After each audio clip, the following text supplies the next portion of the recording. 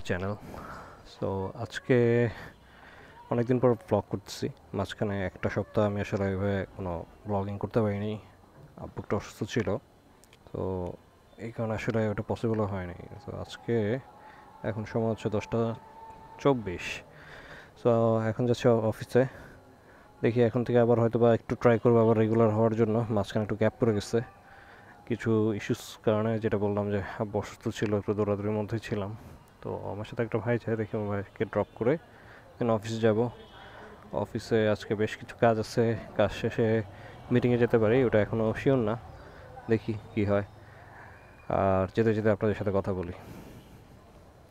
বেশ ব্যস্ততার মধ্যে গেছে। আব্বু একটু হসপিটালে অ্যাডমিটেড ছিল। তো যেটা হয়েছে যে আসলে এখানে তো দেখার কেউ নেই, মানে আমাদের বাসায় আসলে ছেলে মানুষ কম। তো আমাকে আর কি হসপিটালে থাকা লাগছে। হসপিটাল, অফিস, আবার হসপিটাল, আবার অফিস, বাসা, আবার হসপিটাল, এইভাবে কয়েকটা দিন গেছে আর কি। তো দ্যাটস আসলে এইভাবে সময় সুযোগ হয়নি।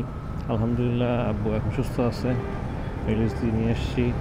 স্টিল যদিও কিছু কমপ্লিকেশনস আছে, হোপফুলি হয়তো সামনে ভালো হয়ে যাবে। আর এটা হচ্ছে গতকালকে মাঝখানে একটু বের হয়েছিলাম। গতকালকে বেসিক্যালি হচ্ছে আমার শালা আসছে, ওকে নিয়ে হচ্ছে গ্লাভস কিনতে গেলাম। গ্লাভস কেনার পরে ওইখান থেকে আবার হচ্ছে মিরপুর আসছি কিছু রিপোর্ট নিয়ে দেন আবার গেছি হসপিটালে ডাক্তারের ফলো আপ নেওয়ার জন্য। ফলো আপ নিয়ে আসার সময় যেটা আমি কয়েকদিন ধরে একটা জিনিস খেয়াল করছিলাম, যে আমার বাইকের ব্যাটারিটা আসলে মানে কাজ করতেছে না প্রপারলি। যদি আমি সবসময় বাইকে কোনো কাজে কখনো পেন্ডিং রাখি না, আমার বাইকে খুব ভালো মতো মেনটেন করি ইচ অ্যান্ড এভরিথিং। আমার কোনো কিছু প্রবলেম হয় ইনস্ট্যান্ট চেঞ্জ করে ফেলি। সেটা এমনও আছে যে হয়তো ব্রেক প্যাড আমার আরও 500 কিলোমিটার চলতো বা 1000 কিলোমিটার চলতো, তার আগেই দেখা গেছে যে এই জিনিসগুলো চেঞ্জ করে ফেলি, যাতে পরবর্তীতে আমার কোনো সমস্যা না হয়। মানে না করুক, রাস্তায় অনেক রকম প্রবলেম হইতেই পারে, তো আমি কখনো ওই রিস্কটা নিই না। তো দেখলাম ব্যাটারিতে কিছু ইস্যুস আসতেছে, লাইক হচ্ছে স্টার্ট দেওয়ার সময় স্পিড মিটার এরও শো করে, মাঝে মধ্যে স্পিড মিটার রিস্টার্ট নিতেছে, লাইট বন্ধ হয়ে যাচ্ছে। যদিও হ্যাঁ, এই বাইকটা আমাকে এখন পর্যন্ত কখনো বিপদে ফেলেনি। আমি আলহামদুলিল্লাহ এই বাইকটা নিয়ে প্রায় 31,000 কিলোমিটার পর্যন্ত এখন রান করেছে। তো এই 31,000 কিলোমিটারের মধ্যে আমি বাইকে কোনো প্রবলেম পাইনি, আনলেস মানে হ্যাঁ দুইটা মেজর প্রবলেম ছিল। ওইটা দুইটা মানে ওরকম না, আপনার হচ্ছে গিয়ে ব্যাক চেসিস বুশের একটু চেঞ্জ করা লাগছে। তো যাই হোক, যেটা বলছিলাম আর কি, তো ব্যাটারিতে ইস্যুস ছিল। তো আমি খুঁজতেছিলাম যে আসলে মানে আফটার মার্কেট বা মানে ইয়ামাহার ছাড়া আর কি কোন ব্যাটারিটা ভালো পাওয়া যায়। তো অনেক কাটাকাটি করার পরে যেটা ফাইন্ড আউট করতে বললাম যে মাইটি ম্যাক্স নামে একটা ব্যাটারি আসছে, ওইটা প্রবাবলি সবচেয়ে ভালো ব্যাটারি। এখন মাইটি ম্যাক্স কালকে মিরপুর 10 অনেক জায়গায় খুঁজছি, কিন্তু কোথাও কারোর কাছে ওই ব্যাটারিটা নাই। দেন যেটা হয়েছে যে সে তো পাই নাই ব্যাটারি, অনলাইনে একটা দোকানে পাইলাম। তো ভাগ্যিস সেটা আমার হসপিটাল যাওয়ার পথেই পড়ছিল।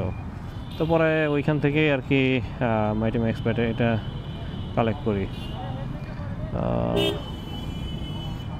কি হলো এখানে আবার?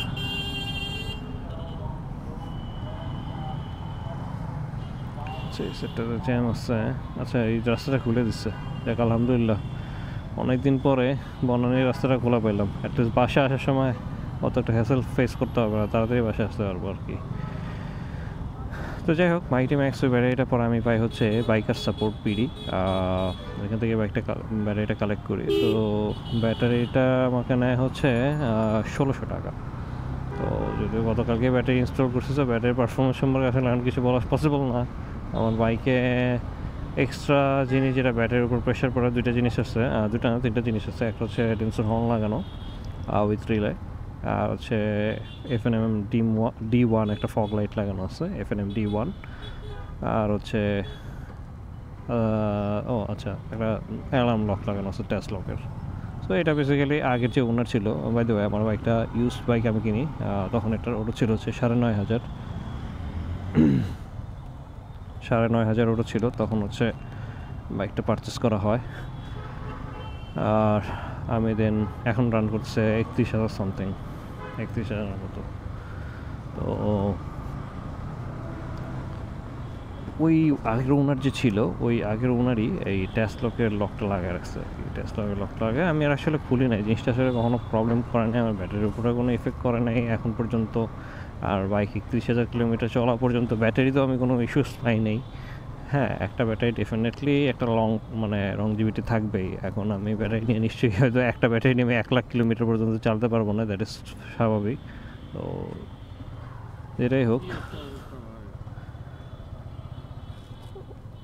যেটা বলছিলাম বাইকে নামাই দিলাম আর কি, সরি। তো একটা ব্যাটারি দিয়ে আসলে তো 10,000 কিলোমিটার মানে 1,00,000 কিলোমিটার আমি ডেফিনেটলি চালাতে পারবো না। সো এই জন্য আসলে ব্যাটারিটা চেঞ্জ করা। তো চেঞ্জ করলাম, যদি আজকে চেঞ্জ করার পর আজকেই ফার্স্ট ব্যাটারি বের হয়েছি, বাট ওরকম মানে কোনো প্রবলেম বা কোনো কিছু দেখি নাই। আচ্ছা, বনানীর রাস্তাটা যেটা হচ্ছে বেশ কিছুদিন বন্ধ ছিল, প্রায় 2 মাস পরে বনানী কবরস্থান দিয়ে ঢোকা যেত না, এখন হচ্ছে আবার এখান দিয়ে যেটা করতেছে যে এটাকে ওয়ান ওয়ে বানাইছে। বুঝলাম না, মানে আসলে মানুষের প্রবলেম মানে দিন দিন খালি বাড়তেই আছে, কোনো দিক দিয়ে ঢোকা যেতেছে না। ও মাই গড, দুনিয়া পুরো লাগবে এখন।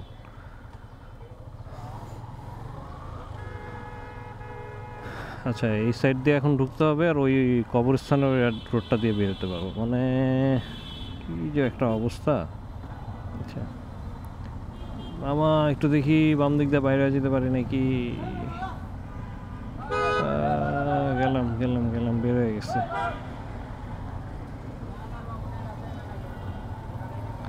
আচ্ছা, এটা কোনো কাজ করছে? আগের সিস্টেমটাই তো ভালো ছিল। কি মানে এখন দুনিয়া ঘুরে ঘুরে আসা লাগে।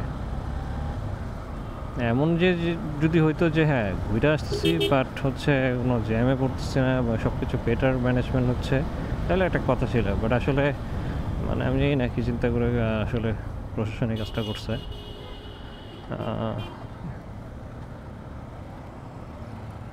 ওকে ওকে, উল্টোপাল্টা গাড়ি ঢুকতেছে আজকে রাস্তায়, পুলিশও দেখলাম নির্বিকার, বুঝলাম না।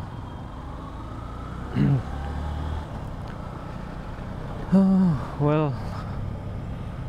আমরা অফিসের কাছাকাছি চলে আসছি। তো যাই হোক, ব্যাটারিটা আমার কস্টিং যেটা বললো যে টোটাল 1600 টাকা কস্টিং করছে আর কি। হ্যাঁ, তো লাগানোর জন্য হচ্ছে 50 টাকা নিছে, ওরা 100 টাকা চেতেছিল, সরি 200 টাকা যাচ্ছিলো, আর পুরোনো ব্যাটারিটা দিয়ে দিছি। পুরোনো ব্যাটারির ওরা 100 টাকা নিচ্ছে আর কি।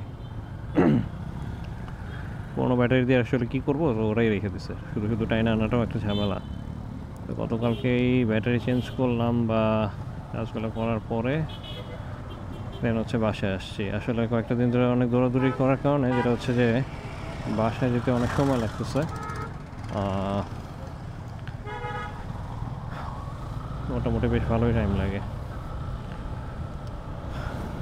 মাঝখানে একটু চিন্তা করছিলাম যে একদিন ভোরবেলায় বেরোবো, সকালে ভোরবেলায় বের হয়ে গাজীপুর একটা জায়গা আছে, এটা পোড়াবাড়ির ওই সাইডটাতে, ওইখান দিয়ে জঙ্গলের ভিতরে খুব সুন্দর একটা মানে জঙ্গলের ভিতরে একটা সুন্দর প্লেস আছে। মানে নর্মালি ওইখানে আগে মানে হয় ছোটোবেলায় বাংলা মুভিতে দেখতাম যে ওই কী বলে নায়ক সরি নায়িকা যাচ্ছে, নায়িকার উপরে হচ্ছে গুন্ডা যারা আছে ওরা অ্যাটাক করছে, ওরা জঙ্গলের মধ্যে দিয়ে যেতেছে। সো ওই সেই জঙ্গলটা আমি আর কি দেখছি আর কি, বাট জায়গাটা বেশ অস্থির।